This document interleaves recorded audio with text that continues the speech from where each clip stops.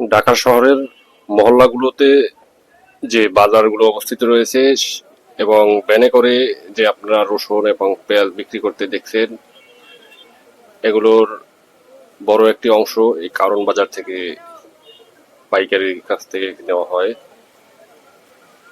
আজকে আমি জানবো রসুন কত করে চলে? পাইকারদের সাথে কথা বলে বলো এদিকে আসো। বর্তমানে রসুন কত রসুন চলে? কত টাকা কেজিতে চলছে।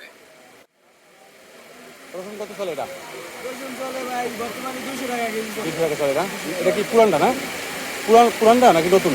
এই যে পুরানটা পুরানটা না? নতুনটা আসলে তো আরো দাম কমবে তাই না? আর নতুনটা আইলে আশা করি আরো কমবে। দাম কমবে।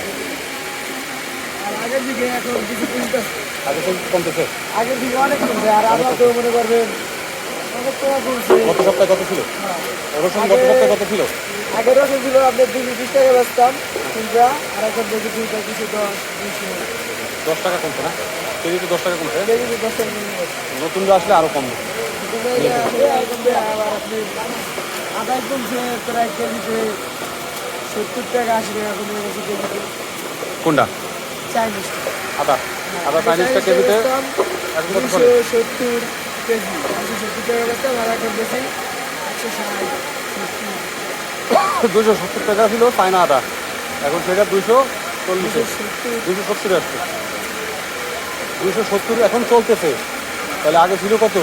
আগে ছিল এখন চলে 170, আগে ছিল এটা তো বলবা। এখন চলতেছে 170 টাকা, আগে ছিল 270 টাকা, তো অনেক কমতেছে। আরো কমবে নতুনটা আসতো, তাই তো? আদা তো অলরেডি মার্কেটে চলে আসছে। আদা অলরেডি আইছে, আদা পরবর্তীতে আর কমবে না আশা করি আস্তে আস্তে। 240 টাকা যদি 170 টাকা যদি তোমরা বিক্রি করো, তাহলে এটা খুচরা বাজারে কত টাকা বিক্রি হবে?